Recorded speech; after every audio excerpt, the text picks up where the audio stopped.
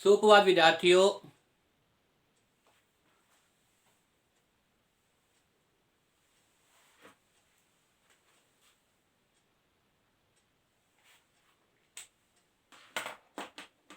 सुप्रभात विद्यार्थियों। जैसा कि मैं आपको बताया था, आपको टॉपिक चला था व्यायाम चिन्ह। और व्यायाम चिन्ह किसका टॉपिक है? व्याकरण का। व्यायाम चिन्ह संबंधित एक वीडियो बनाकर मैंने अपने यूट्यूब चैनल अपलोड कर दी है। मुझे उम्मीद है विद्यार्थियों आपने देखा होगा। उसमें मैंने व्यायाम चिन्ह और व्यायाम चिन्ह के जो 4 भेद है उसको बताया था। आगे जो बाकी भेद है उनके बारे में इस वीडियो में चर्चा करूंगा। विद्यार्थियों अगर मेरे द्वारा बनाई वीडियो को पसंद आए तो इसे लाइक कीजिए और कमेंट कीजिए। विद्यार्थियों, आपको पता है हिंदी बहुत ही सरल तरीके से पढ़ाई जा रही है। एक टॉपिक के 1 या 2 भाग बना लेता हूँ ताकि आपको समझ में आए। समझ में विद्यार्थियों तभी आएगा जब आप बार बार देखेंगे, वीडियो याद करने का प्रयास करेंगे, जिससे पेपर में आपके पास संगत न हो। देखिए, व्यायाम चिन्ह, व्यायाम का मतलब उकना होता है। उकते समय हम जिसका उपयोग करते हैं वो क्या कहते हैं? व्यायाम चिन्ह कहते हैं। देखिए विद्यार्थियों, अग्ना व्यायाम चिन्ह, अध व्यायाम, मैंने इससे पहले वाली वीडियो बताया था। पूर्व व्यायाम, अंप व्यायाम क्या बताया था। अब मैं बताऊंगा आपको अध व्यायाम क्या होता है। देखिए विद्यार्थियों, अध व्यायाम का मतलब होता है आधा।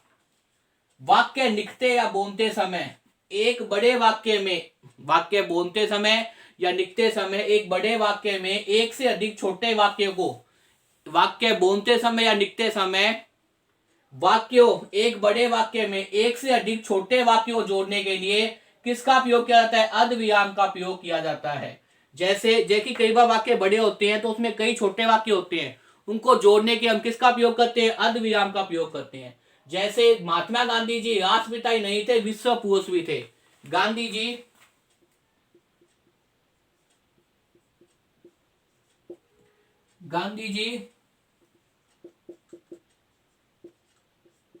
राष्ट्रपिता ही नहीं थे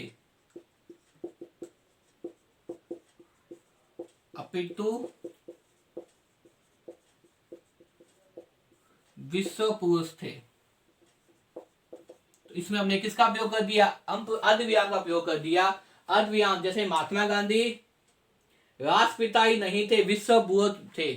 तो यहाँ पे देखिए हमने किसका प्रयोग किया? अद्व्याम का प्रयोग किया है। जब वाक्य 2 या 1 से ज्यादा वाक्य होते हैं, इनको अगर आपके नाम में लिखा जाता है तो किसका प्रयोग करते हैं? अद्व्याम का प्रयोग करते हैं।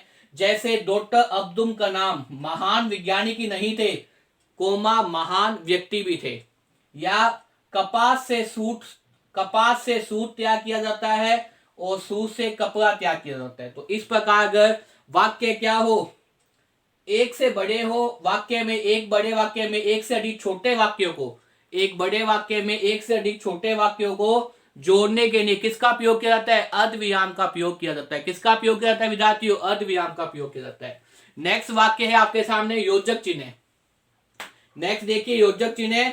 योजक चिन्ह का मतलब ये होता है विद्यार्थियों, तुलना करने वाले शब्दों या शब्द समूहों को योजक चिन्ह का प्रयोग करते हैं। जहां तुलना करते हैं, तुलना करने वाले शब्दों तथा शब्द युग्मों के साथ योजक चिन्ह का प्रयोग किया जाता है। किसका प्रयोग किया जाता है? योजक चिन्ह का प्रयोग किया जाता है। जैसे माता पिता, ऊपर नीचे, जैसे उदाहरण देखिए, जैसे अपने कहते हैं माता फी, योजक चिन्ह लगा दिया, माता पिता, या ऊपर नीचे, इस प्रकार के क्या होते हैं? ये होते हैं आपके सामने योजक चिन्ह। सुन लीजिए, तुलना करने वाले शब्दों तथा शब्द युग्मों के साथ योजक चिन्हों का प्रयोग किया जाता है। किसका प्रयोग किया जाता है विद्यार्थियों? योजक चिन्ह का प्रयोग किया जाता है। जैसे माता पिता, ऊपर नीचे, थोड़ा सा, छोटा सा आदि से शब्द है वो क्या है? योजक चिन्ह है विद्यार्थियों। आगे देखिए विद्यार्थियों, नागव चिन्ह। और नागव चिन्ह को किस प्रकार से बताते हैं? इस प्रकार से बताते हैं। योजक चिन्ह को इस प्रकार से, अद्व्याम को ऐसे, और उद्वन चिन्ह को इस प्रकार से बताते हैं। तो देखिए नागव चिन्ह, इस चिन्ह का प्रयोग शब्दों को संक्षिप्त रूप में दिखाने के लिए जाता है। इस जो नागव चिन्ह है विद्यार्थियों, इसका प्रयोग किया जाता है शब्दों को संक्षिप्त रूप में, छोटे रूप में दिखाने के लिए, बताने के लिए का प्रयोग किया जाता है। जैसे आपने क्या कर दिया, जैसे आप कई बार करते हो, ये तो क्या है आपके सामने? पर्सन है, ये तो पूरा है। अगर इसके अंदर आपने नागव चिन्ह का प्रयोग कर दिया तो कैसे निकलेंगे? ऐसे लिखोगे। जैसे ये क्या है? उत्तर है, ये पूरा है, इसमें नागव चिन्ह का प्रयोग कर दिया तो आप ऐसे लिखेंगे। ये क्या है? नागव चिन्ह का प्रयोग करना। शब्दों को व्यायाम, शब्दों को संक्षेप में लिखने के लिए किसका प्रयोग किया जाता है? नागव चिन्ह का प्रयोग किया जाता है। जैसे मान लो आपने ये लिख दिया, पंडित, इसमें अगर नागव चिन्ह का उपयोग करोगे तो क्या लिख दोगे, ये क्या है आपके सामने, नागव चिन्ह है। अंतिम देखिए विद्यार्थियों, उद्धरण चिन्ह। उद्धरण चिन्ह का मतलब होता है जब दी गई बात को किसी के द्वारा कहे गए कथन को वैसे के वैसे लिखने के लिए किसका उपयोग करते हैं, उद्धरण चिन्ह का उपयोग करते हैं। किसी के द्वारा दिए गए कथन को वैसे के वैसे लिखने के लिए किसका उपयोग करता है, उद्धरण चिन्ह का उपयोग करता है।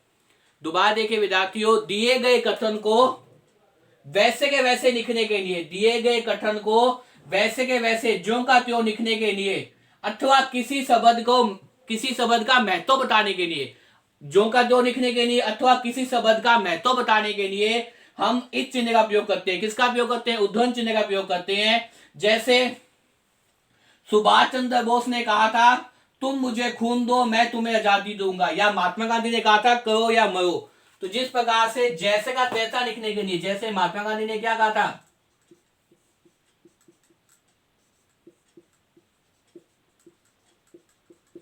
उद्धरण चिन्ह का उपयोग कर दो, करो या मरो।